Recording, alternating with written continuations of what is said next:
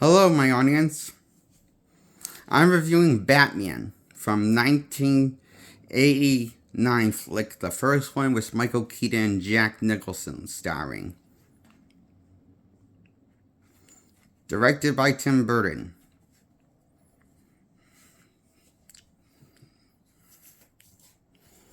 I give this movie a 10 out of 10.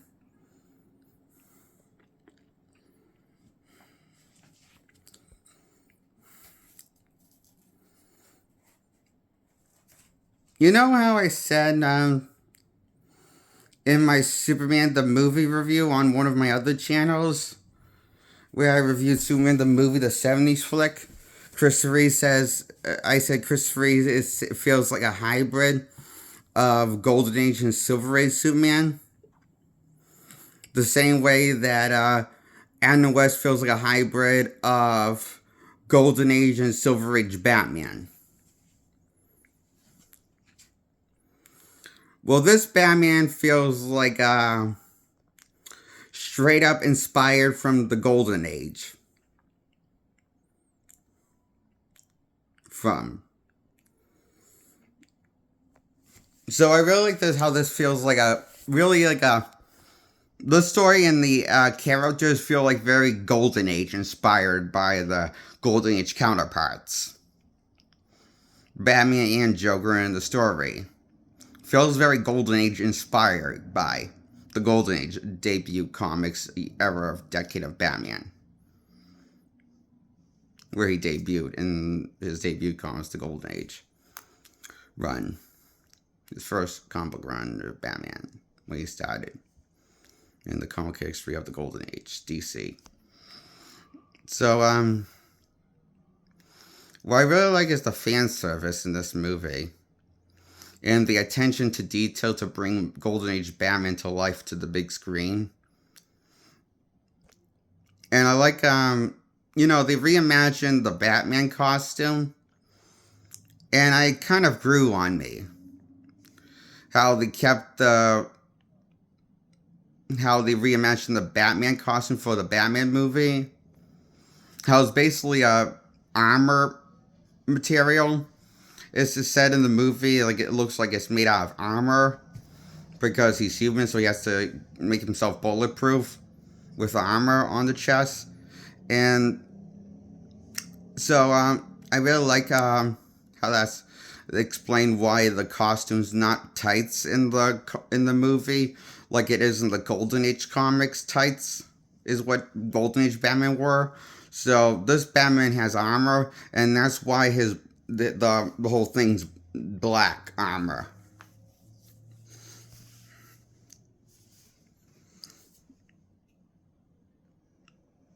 And it looks like a beaten armor, like this Batman's been in a few battles.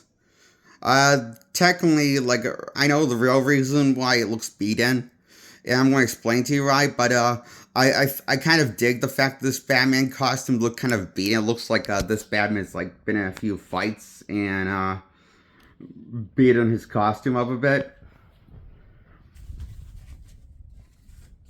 And I know why the costume's a little torn up and beat up when it's not in dim lighting on set, because they kept it in dark shadow. They kept the costume in dark shadows majority of the time, so nobody would notice that the costume is falling apart. Because Keaton, was trying to move his head in the costume, and he ripped a hole in the costume while trying to move his neck to the side. And so that, and also the whole costume was coming apart it looks like it came apart, was decayed, kind of apart on set. So it was like, as it was falling apart, it was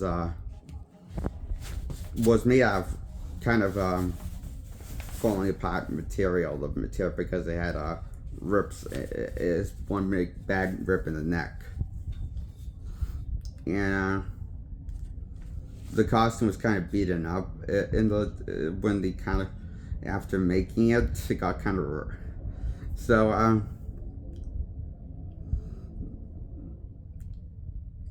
it happened due to production problems on set was trying to keep the costume in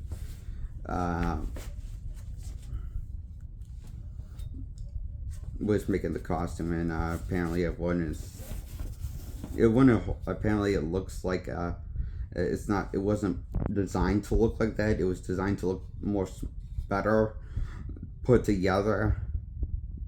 Burton said the reason why he wanted to change the Batman design a little in Batman Returns because he wanted to make it out of a better costume, out of a better material for the armor.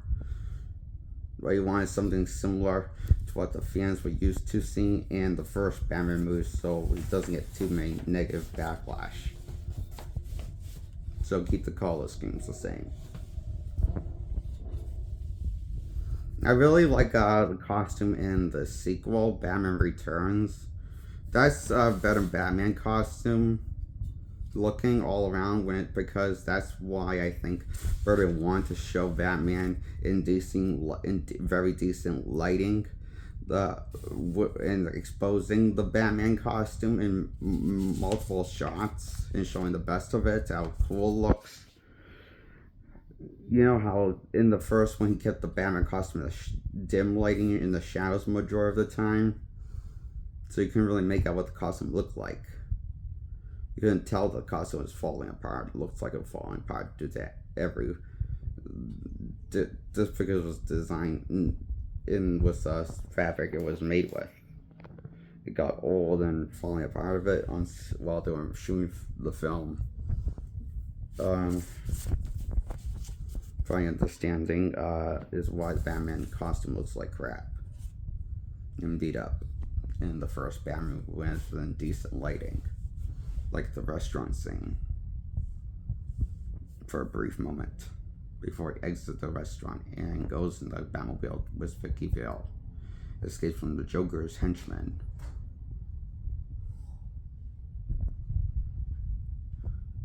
So I enjoy the sequel more, Batman Returns, than the first one.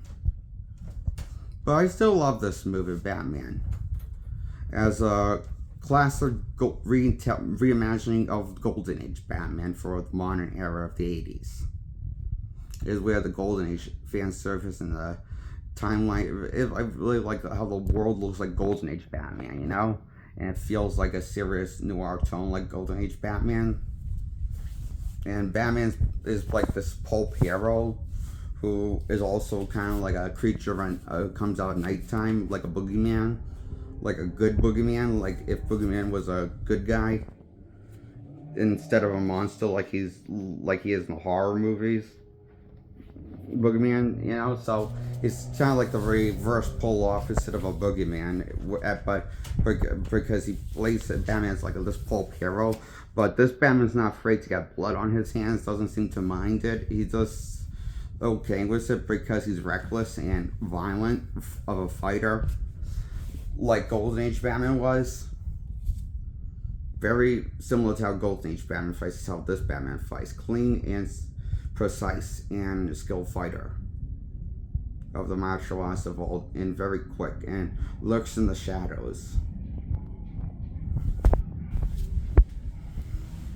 Before he wins over the trusts of people of Gotham City and has the police support by the end of the movie and becomes Gotham's hero after ending the Joker and putting the rest of his henchmen behind bars.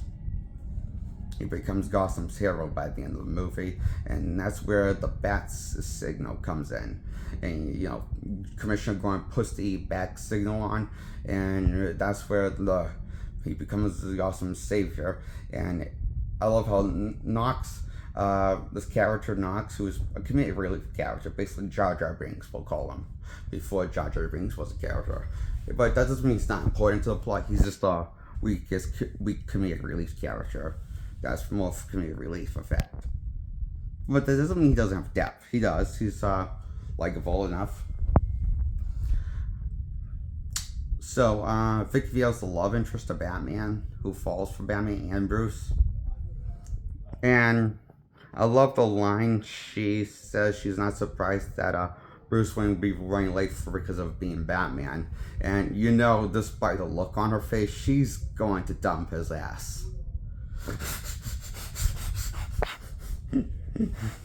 Because it's going to become a regular. If it's going to become a regular thing, him being late for date night, then then he thinks, then she thinks that's when she's like getting pissed at the end, and like seems to tease that Batman might get dumped and become more of a full-time Batman. Like he's in kind of as it kind of teased and sets up for the events of Batman Returns.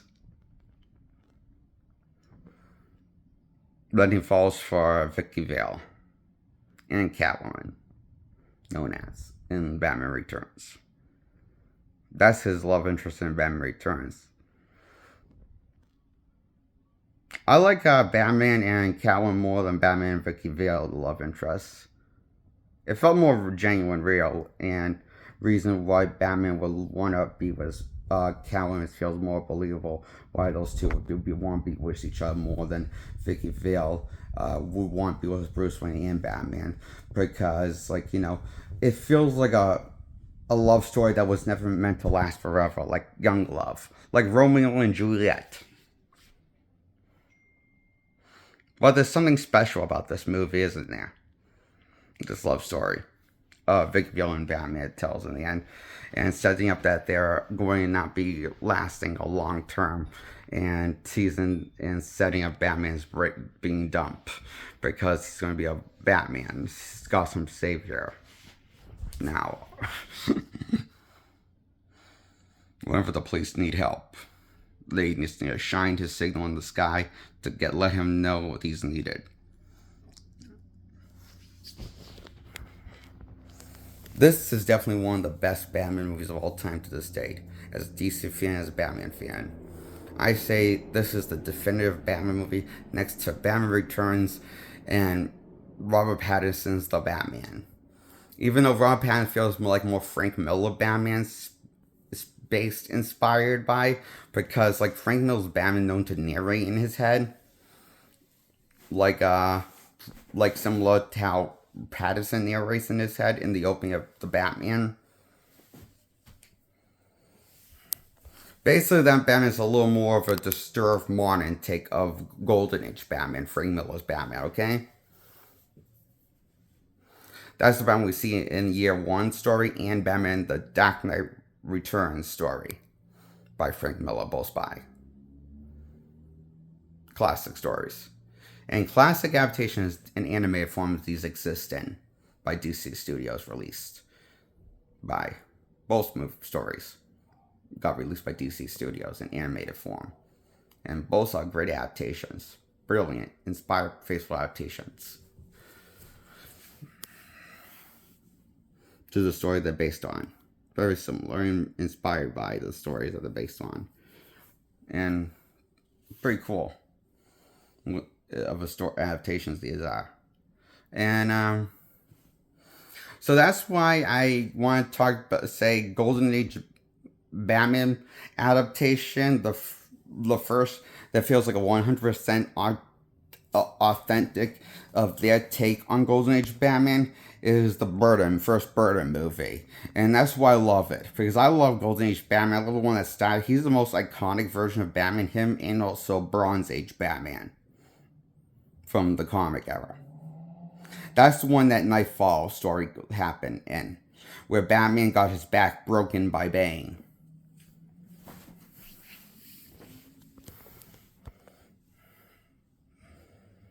That was from Bronze Age Batman.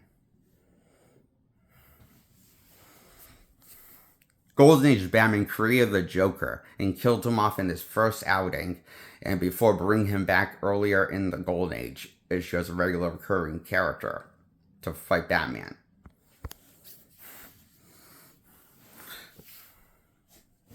And I love how this movie kind of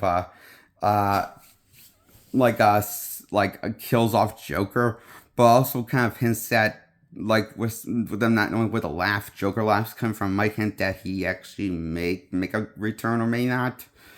but they did when it was a different villain for the sequel. But it would have been cool if they went with Joker and Penguin and Catwoman for the sequel instead. And just resurrect Joker by regularly explain to saying that he's the same Joker. We will accept it by just showing him team up with Catwoman and Batman and see him fight Batman, fighting all those villains.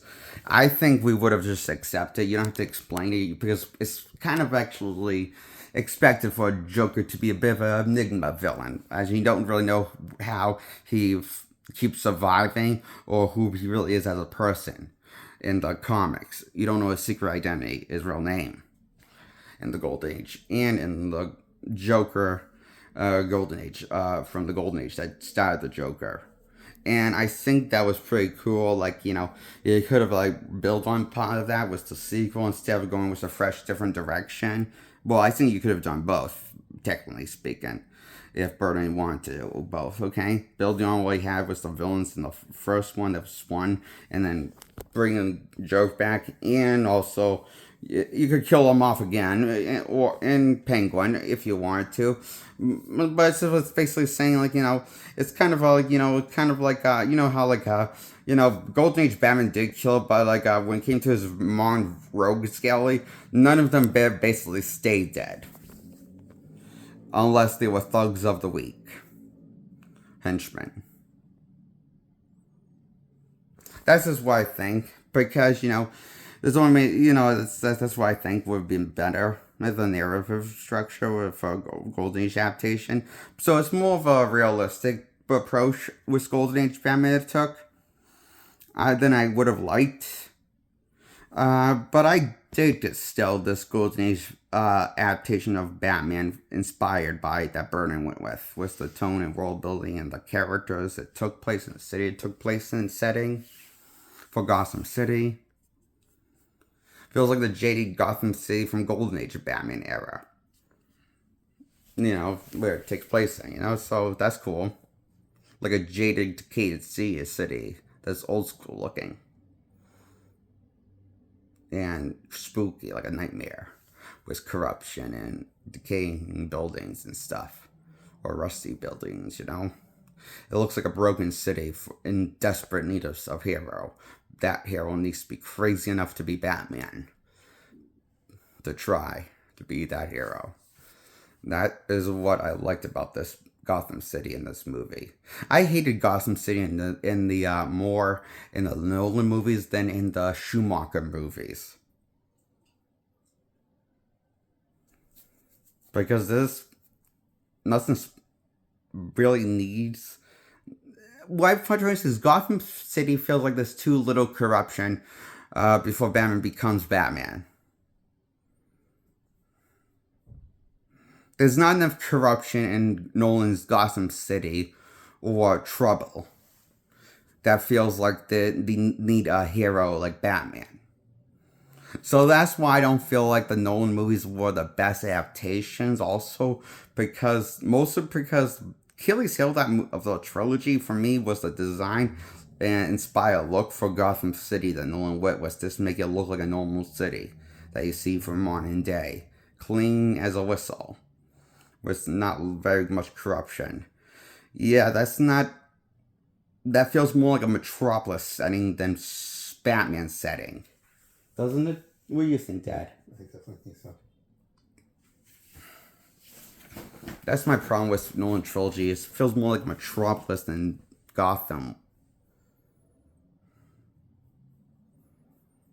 I mean, if Batman was being played by Christian Bale's Superman, and that was a Superman movie, I guess I would like it more if it was a Superman movie. And if the Metropolis, because the Metropolis City looks like a modern day Gotham in the Nolan trilogies, and from modern Metropolis in the comics, and it just looks more clean cut city than the Snyder movies of Man of Steel with Metropolis.